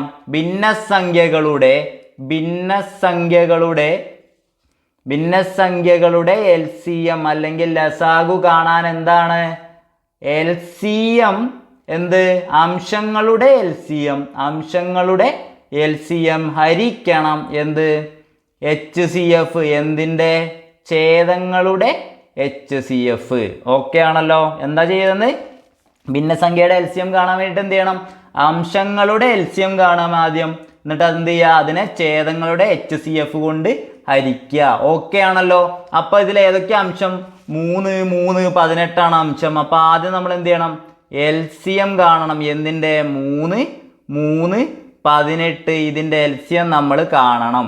അറിയാലോ? എങ്ങനെ കാണാൻ അറിയാലോ? പക്ഷെ ഇവിടെ കാണണോ? ഇങ്ങനെ വരച്ച് കാണണോ? എന്താ? വലിയ സംഖ്യയാണ് 18. അതിനെ 3 കൊണ്ട് ഹരിക്കാൻ പറ്റുമോ നോക്കിയാൽ പോരെ? 3 കൊണ്ട് ഹരിക്കാൻ പറ്റുമല്ലോ. അപ്പോൾ എന്തായിരിക്കും LCM? ആ 18 ആയിരിക്കും. ഇനി നിങ്ങൾക്ക് വേണമെന്നുണ്ടെങ്കിൽ ചെയ്യാം. 3 3 18 നോക്ക്. 3 കൊണ്ട് ചെയ്യാം. ഇനി 3 കൊണ്ട് ചെയ്താൽ 1. ഇനി ഇവിടെ 1. ഇവിടെ എത്ര? 6 വരിക. ഇനി എന്താ? 3 ഗുണിക്കണം 6 അല്ലേ? 3 ഗുണിക്കണം 6 എത്രയാണ്? LCM 18. അല്ലാത്ത നമുക്ക് ചെയ്യാൻ പറ്റും അല്ലേ? നമുക്കറിയാലോ എങ്ങനെ ചെയ്യേണ്ടതെന്ന് അറിയാലോ? എന്താണ്? കൂട്ടത്തിലെ വലിയ സംഖ്യയാണോ LCM എന്നറിയാൻ വേണ്ടിയിട്ട് എന്ത് ചെയ്താൽ മതി? ആ വലിയ സംഖ്യ എടുക്കുക. എന്നിട്ട് എന്ത് ചെയ്യുക? മറ്റ് സംഖ്യകൾ കൊണ്ട് ആ വലിയ സംഖ്യയെ നിശേഷം ഹരിക്കാൻ പറ്റുമോ നോക്കിയാൽ മതി. അപ്പോൾ നമുക്ക് LCM 18 കിട്ടിയല്ലോ. എന്തിൻ്റെ? അംശങ്ങളുടെ LCM ആണ്. അംശം അല്ലേ? അംശങ്ങളുടെ LCM ആണ് എന്ത്? 18. ഇനി എന്ത് ചെയ്യണം? ഛേദങ്ങളുടെ HCF കാണണം. HCF ഛേദങ്ങൾ ഏതൊക്കെയാ പറ? 6 18 27. ഛേദം എന്ന് പറയുന്നത് അടിയിൽ എഴുതുന്നത്. അത് കാണണ്ടേ? അത് കാണാലോ? എങ്ങനെ കാണുക? 6 18 27. എങ്ങനെ ചെയ്യാം? ഏതുകൊണ്ട് ചെയ്യാം? 3 കൊണ്ട് ചെയ്യാം അല്ലേ? 3 കൊണ്ട് ചെയ്തൂടെ? 3 കൊണ്ട് ചെയ്താൽ 2. ഇവിടെ എത്ര വരിക? 3 6 18 അല്ലേ? 6. ഇനി എത്ര ഇവിടെ വരിക? 3 9 27. ഇനി ചെയ്യാൻ പറ്റുമോ? 3ലും കോമൺ ആയിട്ട് എന്തെങ്കിലും ഉണ്ടോ? ഇല്ല. ഇത് 2 6 9 ആണ്. അപ്പോൾ 3ലും കോമൺ ആയിട്ടില്ല. അതുകൊണ്ട് നമുക്ക് എന്തെഴുതാം? ഈ 3 മാത്രമാണ് നമുക്ക് എഴുതാൻ പറ്റുന്നത്. നമ്മുടെ HCF എന്ന് പറയുന്നത് 3 ആണ്. ഓക്കെ ആണല്ലോ? HCF എത്രയാണ്? 3 ആണല്ലോ. HCF 3 കിട്ടിയല്ലോ. എന്തിൻ്റെ HCF 3? ഛേദങ്ങളുടെ HCF ആണ്. അപ്പോൾ നമ്മുടെ ഭിന്നസംഖ്യയുടെ LCM എത്രയായിരിക്കും? നമ്മുടെ ഉത്തരം എത്രയായിരിക്കും? ഭിന്നസംഖ്യകളുടെ LCM എന്ന് പറഞ്ഞാൽ എന്താ? LCM അംശങ്ങളുടെ LCM ഡിവൈഡഡ് ബൈ ഛേദങ്ങളുടെ HCF, അല്ലെങ്കിൽ അംശങ്ങളുടെ ലസാഗു ഹരിക്കണം ഛേദങ്ങളുടെ ഉസാഗ. ഓക്കെ ആണല്ലോ? അപ്പം എന്താണ്? നമുക്കറിയാം, കണ്ടുപിടിച്ചു അല്ലേ? എന്താണ് LCM? അംശങ്ങളുടെ LCM ലസാഗു എത്രയാ? 18 ആണ്. ഹരിക്കണം എന്താ? HCF ഛേദങ്ങളുടെ HCF ഏതാണ്? 3. 18/3 എത്രയാണ്? 6 ആണ് നമ്മുടെ ഉത്തരം. ഓപ്ഷൻ ബി ആണ് കറക്റ്റ് ആൻസർ. ഇതിൽ പഠിക്കേണ്ട എന്താ? ഭിന്നസംഖ്യകളുടെ ലസാഗു കാണാൻ വേണ്ടിയിട്ട് ആദ്യം നമ്മൾ എന്ത് ചെയ്യുക? അംശങ്ങളുടെ ലസാഗു കാണുക, അതേപോലെ ഛേദങ്ങളുടെ ലസാഗു കാണുക. എന്നിട്ട് അംശങ്ങളുടെ ലസാഗുവിൽ നിന്ന് ഛേദങ്ങളുടെ ലസാഗു ഹരിക്കുക. ഓക്കെ ആണല്ലോ? അംശങ്ങളുടെ ലസാഗുവിനെ ഛേദങ്ങളുടെ ലസാഗു കൊണ്ട് ഹരിക്കുക. അപ്പോൾ നമ്മുടെ ഉത്തരം കിട്ടി. എത്രയാ? 6 ആണ് ഉത്തരം. ഓക്കെ ആണല്ലോ? അടുത്ത ചോദ്യം നോക്കാം. അടുത്ത ചോദ്യം 36 കൂട്ടണം 8 ഹരിക്കണം 4 കുറയ്ക്കണം 12 ഗുണിക്കണം 4. ബോർഡ് മാസമാണല്ലോ. ബോർഡ് മാസമാണല്ലോ. നല്ല ചോദ്യമാണ്. ബോർഡ് മാസമാണ്. ഇത് നിങ്ങൾ ചെയ്തിട്ട് ഉത്തരം കമൻ്റായിട്ട് ഇടുക കേട്ടോ. ഉത്തരം നിങ്ങളിത് ചെയ്തിട്ട് കമൻ്റായിട്ട് ഇടുക. അടുത്ത ചോദ്യം നോക്കാം. ചോദ്യം 15 മീറ്റർ/സെക്കൻഡ് വേഗതയിൽ ഓടുന്ന തീവണ്ടി 3 മണിക്കൂർ കൊണ്ട് എത്ര ദൂരം സഞ്ചരിക്കും എന്നാ ചോദിച്ച്. 15 മീറ്റർ/സെക്കൻഡ് വേഗതയിൽ ഓടുന്ന തീവണ്ടി 3 മണിക്കൂർ കൊണ്ട് എത്ര ദൂരം സഞ്ചരിക്കും? നമ്മൾ ഓപ്ഷൻ നോക്കിയപ്പോൾ എല്ലാം കിലോമീറ്ററിലാണ്. വേഗത തന്നിട്ടുണ്ട്. എത്രയാ വേഗത? 15 മീറ്റർ/സെക്കൻഡ് ആണ്. അതുപോലെ സമയം എന്ന് പറയുന്നത് 3 മണിക്കൂറാണ് അല്ലേ? 3 മണിക്കൂറാണ്. നമുക്ക് എന്താ വേണ്ടത്? ദൂരമാണ് കാണേണ്ടത്. ദൂരം എന്ന് പറയുന്നത് എന്താണ്? വേഗത ഗുണിക്കണം സമയമാണ്. അറിയാലോ? ദൂരം എന്ന് പറയുന്നത് വേഗത ഗുണിക്കണം സമയമാണ്. അപ്പം ഇനി നമുക്കറിയാം വേഗത എത്രയാ? 15 എന്താ?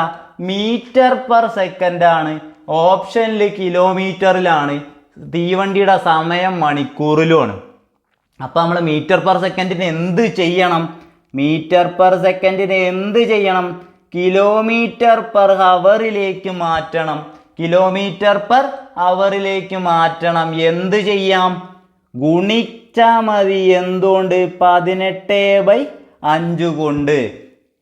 എന്താ ചെയ്തത്? മീറ്റർ/സെക്കൻഡിനെ കിലോമീറ്റർ/മണിക്കൂറിലേക്ക് മാറ്റാൻ എന്ത് ചെയ്യണം? 18/5 കൊണ്ട് ഗുണിക്കണം. ഓക്കെ ആണല്ലോ? ഇനി എന്താണ്? ഗുണിക്കണം. സമയം എത്രയാ? 3 മണിക്കൂർ. ഓക്കെ ആണല്ലോ? ഈ 15ഉം 5ഉം വെട്ടാലോ? എത്രയാ? 15 × 5 3. 15 × 5 3. അപ്പൊ ഇനി നോക്ക്, 3 ഗുണിക്കണം 18 എത്രയാ? 3 ഗുണിക്കണം 18 എന്ന് പറഞ്ഞാൽ നമ്മൾ കാണാതെ പഠിച്ചോന്ന് പറഞ്ഞിട്ടുണ്ട്. 18ൻ്റെ ഒക്കെ മൾട്ടിപ്ലിക്കേഷൻ എന്തായാലും ഒരു 100 സംതിങ് വരെയെങ്കിലും കാണാതെ പഠിച്ചു വെക്കണം. അതായത് 108 വരെയെങ്കിലും എന്ത് ചെയ്യുക? കാണാതെ പഠിച്ചു വെക്കണം. 18, 36, 54 അങ്ങനെ പഠിച്ചു വെക്കണം കേട്ടോ. എന്നാലേ കാര്യമുള്ളൂ. അപ്പം നമുക്കറിയാം 3 × 18 എത്രയാ? 54 ആണ്. ഗുണിക്കണം 3. 54നെ 3 കൊണ്ട് ഗുണിച്ചാൽ 54നെ 3 കൊണ്ട് ഗുണിക്കുകയാണെന്നുണ്ടെങ്കിൽ 54 ഗുണിക്കണം 3 എത്രയാ? 3 4 12 നീ ഒരു 16 അല്ലേ? 162 എന്താണ്? കിലോമീറ്റർ. എന്താ ചെയ്തത്? ഇവിടെ എന്താ ചെയ്തത്? ആദ്യം എന്ത് ചെയ്തു?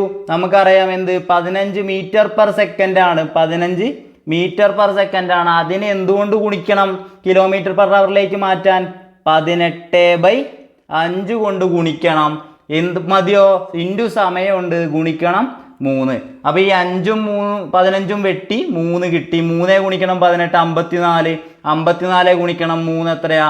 162. മനസ്സിലായല്ലോ? എങ്കിൽ അടുത്ത ചോദ്യം നോക്കാം. ചോദ്യം എ ബി എന്നീ സംഖ്യകളുടെ LCM A ഗുണിക്കണം B ആയാൽ, അതാണ് ഉദ്ദേശിച്ചത്. A × B. AB എന്ന് പറഞ്ഞാൽ A × B എന്നാണ് കേട്ടോ. മനസ്സിലാക്കണം. LCM എന്നീ സംഖ്യകളുടെ AB എന്നീ സംഖ്യകളുടെ ലസാഗു AB എന്ന ആയാൽ HCF എത്ര എന്നാ ചോദിച്ചേക്കണേ? ഇത് ഒരു നല്ല ചോദ്യമാണ്, കാരണം ഇത് ചിലപ്പോൾ കിട്ടില്ല, ഇങ്ങനത്തെ ചോദ്യങ്ങളൊക്കെ ചിലപ്പോൾ കിട്ടാത്തത്. അപ്പോൾ എന്താണ്, എയും ബിയും എന്ന് പറഞ്ഞ രണ്ട് സംഖ്യകളുണ്ട്. ആ സംഖ്യയുടെ ലസാഗു എന്ന് പറയുന്നത് എ ബി കൊണ്ട് ഗുണിക്കുന്നതായാൽ HCF എത്ര എന്നാ ചോദിച്ചേക്കണേ. നമുക്കറിയാം ഇത് ഫോളോ ചെയ്യുന്ന ഒരു സംഖ്യകൾ ഏതാ, ഈ റൂള് ഫോളോ ചെയ്യുന്ന സംഖ്യകളെ വിളിക്കുന്ന പേരാണ് എന്ത്, അഭാജ്യ സംഖ്യകൾ. അഭാജ്യ സംഖ്യകളാണെങ്കിൽ എന്താണ്, ആ സംഖ്യകളെ പരസ്പരം ഗുണിച്ചെഴുതുക, അല്ലാതെ ഒരു വഴിയില്ല LCM കാണാൻ. അതായത് 2ഉം 3ഉം അഭാജ്യ സംഖ്യകളാണല്ലോ.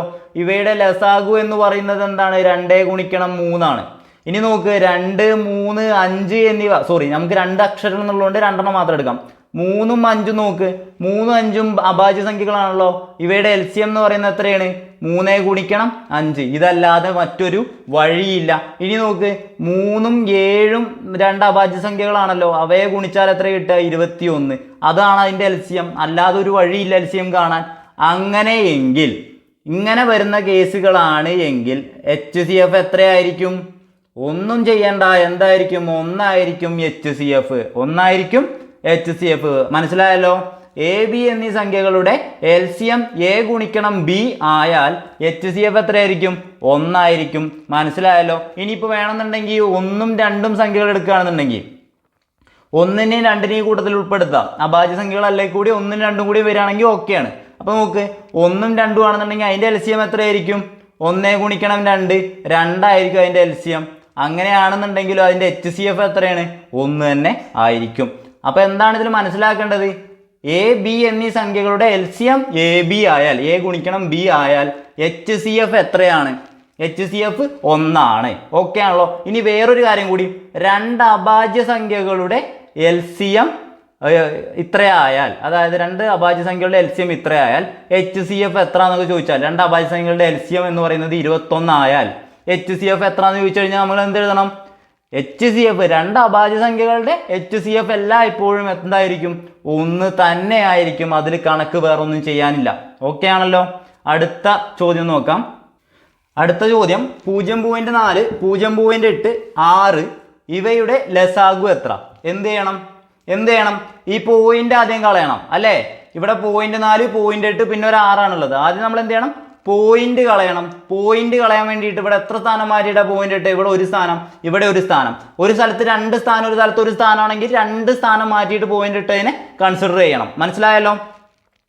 ഇപ്പൊ ഇവിടെ ഓരോരോ സ്ഥാനങ്ങളെ മാറ്റിയിട്ടത്. അപ്പൊ നമ്മൾ എന്ത് ചെയ്താൽ മതി, പോയിന്റ് കളയാൻ വേണ്ടിയിട്ട് എന്ത് ചെയ്താൽ മതി, 10 കൊണ്ട് ഗുണിച്ചാൽ മതിയാകും. അപ്പൊ നമ്മുടെ സംഖ്യകൾ എന്തായി, 0.4 ഗുണിക്കണം 10 പറഞ്ഞാൽ 4 ആയി. 0.8 ഗുണിക്കണം 10 എന്ന് പറഞ്ഞാൽ 8 ആയി. 6 ഗുണിക്കണം 10 എത്ര, 60 ആയി. തെറ്റരുത് കേട്ടോ. എന്താണ് ചെയ്തത്, ഇവിടെ ഒരു സ്ഥാനം മാറ്റിയിട്ടാണ് പോയിന്റ് ഉള്ളത്. അപ്പൊ നമ്മൾ എന്ത് ചെയ്യുന്നു, ഒരു സ്ഥാനം മാത്രം കൺവേർട്ട് ചെയ്യാൻ മതി എന്നുള്ളതുകൊണ്ട് 10 കൊണ്ട് ഗുണിച്ചാൽ മതി. അപ്പൊ എന്ത് ചെയ്യും, 0.4 10 കൊണ്ട് ഗുണിച്ചാൽ 4, 0.8 10 കൊണ്ട് ഗുണിച്ചാൽ 8, വെറും 6 ആണ്, പോയിന്റ് അല്ല. 6 10 കൊണ്ട് ഗുണിച്ചാൽ എത്ര, 60. ഓക്കെ ആണല്ലോ. ഇതിന്റെ ലസാഗു കാണാം, 4, 8, 60. ഇതിന്റെ ലസാഗു കാണാം. എത്ര കൊണ്ട് ചെയ്യാൻ പറ്റും, 4 കൊണ്ട് ചെയ്യാൻ പറ്റുമോ, 4 കൊണ്ട് ചെയ്യാൻ പറ്റുമോ നോക്കുക, അല്ലെ 2 കൊണ്ട് ചെയ്തോ, സിമ്പിളായിട്ട് 2 കൊണ്ട് ചെയ്തോ. 2 കൊണ്ട് ചെയ്താൽ 2, 4, 60ന്റെ പകുതി 30 ചെയ്യാൻ പറ്റൂ അല്ലേ. അപ്പൊ ഇനി എന്ത് ചെയ്യാം, ഇനി 2 കൊണ്ട് ചെയ്യാം. 2 കൊണ്ട് ചെയ്താൽ എത്ര, 1, 2, 15. ഇനി ചെയ്യാൻ പറ്റുമോ, ഇല്ല, ഇനി ചെയ്യാൻ പറ്റില്ല. അപ്പൊ LCM കാണാലോ. LCM എത്രയാണ്, 2 ഗുണിക്കണം 1 ഗുണിക്കണം 2 ഗുണിക്കണം 15. അപ്പൊ എത്ര, 2 ഗുണിക്കണം 15 ആണല്ലോ. 15 ആണല്ലോ. എത്ര വരിക, ഇത് എത്ര വരിക, 15 × 2 30, 30 × 2 എത്രയാ, 60, 60 × 2 120 എന്ന് കിട്ടി.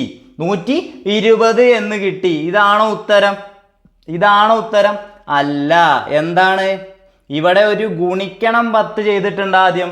അപ്പൊ ലാസ്റ്റ് വരുമ്പോ എന്ത് ചെയ്യണം, ഒരു 10 കൊണ്ട് ഹരിക്കണം. LCM കണ്ടതിന് ശേഷം നമ്മൾ എന്ത് ചെയ്യാം, 10 കൊണ്ട് ഹരിക്കണം. ഏതൊരു സംഖ്യയും 10 കൊണ്ട് ഹരിച്ചാൽ എന്താ, 0 വെട്ടിപ്പോയി, 12 ആണ് നമ്മുടെ ഉത്തരം. ഓപ്ഷൻ C ആണ് നമ്മുടെ ഉത്തരം. മനസ്സിലായല്ലോ. ഇത് ഗുണിക്കാൻ ഓർക്കുന്ന അതേ ഓർമ്മ അവസാനം LCM കണ്ടിട്ട് ഹരിക്കാനും നിങ്ങൾക്ക് ഉണ്ടാവണം. അതൊക്കെയാണ് നമുക്ക് തെറ്റുക കേട്ടോ. അടുത്ത ചോദ്യം നോക്കാം. ചോദ്യം 4/x equal to X by 100 ആയാൽ എക്സിൻ്റെ വില, അതായത് ഞാൻ എഴുതാം 4/x സമം എക്സ് ബൈ 100 ആയാൽ എക്സിൻ്റെ വില എന്നാണ് അല്ലേ. ഇങ്ങനെ വന്നു കഴിഞ്ഞാൽ നമ്മൾ ആദ്യം എന്ത് ചെയ്യും, രണ്ടിനെയും ക്രോസ് ചെയ്യും അല്ലേ, ക്രോസ് മൾട്ടിപ്ലൈ ചെയ്യും അല്ലേ. അപ്പോൾ എന്ത് ചെയ്യും, എക്സ് ഗുണിക്കണം എക്സ് എന്താ, എക്സ് സ്ക്വയർ സമം 4 ഗുണിക്കണം 100 എന്ന് വന്നല്ലോ. ഇത് മനസ്സിലായല്ലോ. എന്താ, ക്രോസ് മൾട്ടിപ്ലൈ ചെയ്താൽ മതിയല്ലോ, സമത്തിൻ്റെ ഇപ്പുറമാണെങ്കിൽ. ഇവിടെ ഹരണം മാത്രമായിട്ട് ഡയറക്റ്റ് ചെയ്യാം അല്ലേ. അപ്പോൾ ഇനി നോക്ക്, എക്സ് സ്ക്വയർ സമം 4 ഗുണിക്കണം 100 ആണല്ലോ.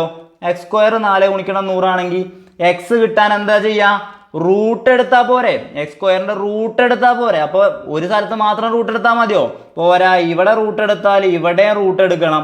അപ്പോൾ എക്സ് സ്ക്വയറിൻ്റെ റൂട്ട് എത്രയാ, എക്സ് ആണ്. 400, 4 × 100 എത്രയാ, 400 ആണ്. 400ൻ്റെ റൂട്ട് എത്രയാ, 400ൻ്റെ റൂട്ട് എത്രയാ, 20 ആണ്. ഓക്കെ ആണല്ലോ. ഏതാ ഉത്തരം, ഓപ്ഷൻ ബി ആണ് കറക്റ്റ് ആൻസർ. സിമ്പിൾ ചോദ്യമാണല്ലോ. അടുത്ത ചോദ്യം നോക്കാം. ചോദ്യം, ട്രൂ എന്നതിനെ YWZJ എന്ന് എഴുതിയാൽ ഫാൾസ് എന്നതിനെ എങ്ങനെ എഴുതാം എന്നാണ് ചോദിച്ചേക്കുന്നത് അല്ലേ. ട്രൂ എന്ന് പറഞ്ഞിരിക്കുന്നതിനെ നമ്മൾ എങ്ങനെ എഴുതിയിരിക്കുന്നത്, YWZ അതുപോലെ എന്താണ് ജെ എന്നാണ് എഴുതിയിരിക്കണേ അല്ലേ. ഇവിടെ എന്താ ഉണ്ടായേക്കണേ, ടി എന്താണ് y ആവാൻ വേണ്ടിയിട്ട് എത്ര അക്കം പോയി, 5 എണ്ണം കൂടിയാലാ അല്ലേ. TUVWXY 5 എണ്ണാണ് അല്ലേ. ഇവിടെ 6W ആവാനോ, അതും 5 ആണ്. ഇവിടെ എല്ലായിടത്തും 5 എണ്ണാണ് വ്യത്യാസം വന്നേക്കുന്നത്. 5 എണ്ണം കൂട്ടിയാണ് എഴുതിയേക്കുന്നത്. ഓക്കെ, അങ്ങനെയാണെന്നുണ്ടെങ്കിൽ ഫാൾസിനെ എങ്ങനെ എഴുതാം നോക്കണ്ടേ, ഫാൾസിന് 5 എണ്ണം കൂട്ടുക, എഫിൻ്റെ കൂടെ 5 കൂട്ടിയാൽ എത്ര കിട്ടുക, അപ്പോൾ എഫിൻ്റെ കൂടെ 5 കൂട്ടിയാൽ കെ അല്ലേ കിട്ടുക. അങ്ങനെയാണെങ്കിൽ എയുടെ കൂടെ ആണെങ്കിലോ ABCDEF ആണല്ലോ കിട്ടുക, എഫ്. ഇനി നമുക്ക് കെ എഫ് ഉള്ള ഏതെങ്കിലും ഉണ്ടോ, കെ എഫ് ഉള്ള 2 എണ്ണം ഉണ്ട് അല്ലേ, 2 എണ്ണം ഉണ്ട്. അപ്പോൾ ഇനി അടുത്ത് നോക്കണം, എല്ലിൻ്റെ ഏതാ കിട്ടുക, ക്യൂ ആണ് കിട്ടുക. ഏതാ ഉത്തരം, അപ്പോൾ കിട്ടി അല്ലേ. ഉത്തരം ഏതാ, ഓപ്ഷൻ എ ആണ്. ഞാൻ ഏതായാലും മറ്റും കൂടി എഴുതാം. എസ് എന്തായിരിക്കും, എക്സ് ആയിരിക്കും. ഇ എന്തായിരിക്കും, ജെ ആയിരിക്കും. ഓക്കെ ആണല്ലോ. എന്ത് കൂട്ടി, 5 വെച്ചിട്ട് കൂട്ടി, ഇവിടെ 5 വെച്ചിട്ടാണ് ഇവിടെയും കൂട്ടിയത്. ഓക്കെ ആണല്ലോ. അപ്പോൾ നമ്മുടെ ഉത്തരം എന്ന് പറയുന്നത് KFQXJ. ഓക്കെ ആണല്ലോ. സിമ്പിൾ സാധനമല്ലേ. ഇതെന്ത് ചെയ്യാം, നിങ്ങൾ ABCD എന്ന് എഴുതിയിട്ട് ABCD അങ്ങനെ എഴുതിയിട്ട് ചെയ്തോ കേട്ടോ, തെറ്റിക്കരുതേ. ഇതൊക്കെ 1 മാർക്ക് ഷുവർ ക്വസ്റ്റ്യൻ ആണ്, സിമ്പിൾ ക്വസ്റ്റ്യൻ ആണ്. നമ്മൾ എന്ത് ചെയ്യരുത്, ഒരിക്കലും തെറ്റിക്കാൻ നിൽക്കരുത് കേട്ടോ. അടുത്ത ചോദ്യം നോക്കാം. അടുത്ത ചോദ്യം, വരിയും നിരയും എന്നുള്ള ഭാഗം അല്ലേ. ഒരു വരിയിൽ അപ്പുവിൻ്റെ സ്ഥാനം ഇടത്തുനിന്ന് 15ഉം വലത്തുനിന്ന് 19ഉം, അതായത് ഒരു സൈഡിൽ നിന്ന് 15, ഒരു സൈഡിൽ നിന്ന് 19. എന്ത് ചെയ്യാനാണ് പറഞ്ഞിട്ടുള്ളത്, ഒരു സൈഡിൽ നിന്നുള്ളതും പറയുന്നത് എന്ത് ചെയ്യാനാണ് പറഞ്ഞിട്ടുള്ളത്, രണ്ടും കൂട്ടണം അല്ലേ. 15 കൂട്ടണം 19, ഇവിടെ കൂട്ടലാണെങ്കിൽ കുറയ്ക്കണം 1. ഓക്കെ ആണല്ലോ. 15ഉം 19ഉം കൂട്ടിയാൽ എത്രയാ, 34. 34 1 പോയാൽ 33. ഇനി ഇതിലൊന്നും പറഞ്ഞ സമയം കളയാനില്ല, ഉണ്ടോ, ഇല്ല. അടുത്ത ചോദ്യം നോക്കാം. അടുത്ത ചോദ്യം, ചെറുതേത് എന്നാണ് ചോദിച്ചേക്കണേ. എന്താ ചോദിച്ചേക്കണേ, ചെറുതേത് എന്നാണ് ചോദിച്ചിട്ടുള്ളത്. സംഖ്യകൾ ഞാൻ എടുത്ത് എഴുതുന്നത് 3/7, 4/5, 2/11, 5/9. 2 രീതിയിൽ ചെയ്യാം. ഒരു രീതി നമ്മൾ സാധാരണ എന്ത് ചെയ്യാറുണ്ട്, ക്രോസ് ചെയ്തിട്ട് ചെയ്യുന്ന ഒരു രീതി ഉണ്ട്. അല്ലെങ്കിൽ എന്ത് ചെയ്യാൻ പറഞ്ഞിട്ടുണ്ട്, അതിനെ 10 കൊണ്ടോ 100 കൊണ്ടോ 1000 കൊണ്ടോ ഗുണിക്കുക. അപ്പം നമ്മളിവിടെ അതാണ് ഉപയോഗിക്കുന്നത്. 10 കൊണ്ടാണ് ഞാൻ ഗുണിക്കുന്നത്. നിങ്ങൾക്ക് അറിയാലോ, ഞാൻ 10 കൊണ്ടാണ് ഗുണിക്കൽ. അപ്പോൾ എന്ത് ചെയ്യും, 0. ഇവിടെ എല്ലാത്തിനെയും 10 കൊണ്ട് ഗുണിക്കണം അല്ലേ. എല്ലാത്തിനെയും 10 കൊണ്ട് ഗുണിക്കുക പറഞ്ഞാൽ എല്ലാത്തിനും ഒരു 0 എക്സ്ട്രാ ഇട്ട് കൊടുത്താൽ മതി അംശത്തിൻ്റെ ഭാഗത്ത്. ഇനി പറ, 30/7 എത്രയാ, 7 4 28 അല്ലേ. അപ്പം 4 പോയിന്റ് എത്രയാണല്ലോ, 4 പോയിന്റ് എത്രയാണല്ലോ 30/7 എന്ന് പറഞ്ഞാൽ. ഇനി നോക്ക്, 40/5 എത്രയാ, 5 40. അപ്പം 8 ആണ്. ഓക്കെ. 20/11 എത്രയാ, 1 പോയിന്റ് ആണല്ലോ. 1 പോയിന്റ് എത്രയാണ് എന്ത് 20/11 എന്ന് പറഞ്ഞാൽ. എന്താ വെച്ചാൽ 2 × 11 22 ആയി. അപ്പം അതവിടെ നിൽക്കട്ടെ. ഇനി ഇവിടെ നോക്ക്, 50/9 എത്രയാ, 50/9 9 5 45. അപ്പോൾ 9 അല്ലേ, 9 × 5. അപ്പോൾ 5 പോയിന്റ് എത്രയാണല്ലോ വരിക, 50/9. അപ്പോൾ ഇതിൽ നോക്കി ഏറ്റവും ചെറുത് ഏതാ, ഇതിൽ 1 പോയിന്റ് വരുന്ന 2/11 ആയിരിക്കും എന്ത് ചെറുത്. സിമ്പിളായിട്ട് നമുക്ക് കണ്ടുപിടിക്കാമല്ലോ. നിങ്ങൾക്ക് അല്ലാതെങ്കിൽ എന്ത് ചെയ്യാം, 3/7 എടുക്കാം, അതുപോലെ 4/5 എടുക്കാം. എന്നിട്ട് ക്രോസ് മൾട്ടിപ്ലൈ ചെയ്യാം. 3 × 5 15, 7 × 4 28. അപ്പോൾ ഇതിൽ ഏതാ ചെറുത്? 3/7 അല്ലേ. അപ്പോൾ ഇനി അങ്ങനെ 3/7 ഇൻറ്റു അതേപോലെ 2/11 അങ്ങനെ എടുത്തിട്ട് വേണേലും ചെയ്യാം കേട്ടോ. ഞാനിത് പറയുന്നില്ല, ഇത് നിങ്ങൾക്ക് അറിയാം. ഈ മെത്തേഡാണ് ഞാൻ മോസ്റ്റ്ലി ഫോളോ ചെയ്യാറുള്ളത്. ഇതായിരിക്കും കുറച്ചുകൂടി സുഖം. എന്താ വെച്ചാൽ എല്ലാത്തിനും ഉപയോഗിക്കാം കേട്ടോ. എന്നാലും കുഴപ്പമില്ല, ഇത് ചെയ്തിട്ട് കിട്ടണമെങ്കിൽ ഇത് ചെയ്തിട്ടെങ്കിലും കണ്ടുപിടിക്കണം. 2 മെത്തേഡ് അറിയുന്നത് എപ്പോഴും നല്ലതാണ് കേട്ടോ. അങ്ങനെയാണെന്നുണ്ടെങ്കിൽ ഇത്രയും ചോദ്യങ്ങളാണ് നമ്മൾ ഇന്ന് പറയാൻ വേണ്ടിയിട്ട് വിചാരിച്ചിരുന്നത്. അപ്പോൾ എല്ലാവരും നന്നായിട്ട് പഠിക്കുക. നല്ലപോലെ ഹാർഡ് വർക്ക് ചെയ്താൽ തന്നെ നമുക്ക് എന്ത് ചെയ്യാൻ പറ്റുള്ളൂ, ഒരു വിജയത്തിലേക്ക് എത്താനും നമ്മൾ ആഗ്രഹിക്കുന്ന പൊസിഷനിലെത്താനും സാധിക്കുള്ളൂ. അപ്പോൾ എല്ലാവർക്കും നന്ദി. താങ്ക്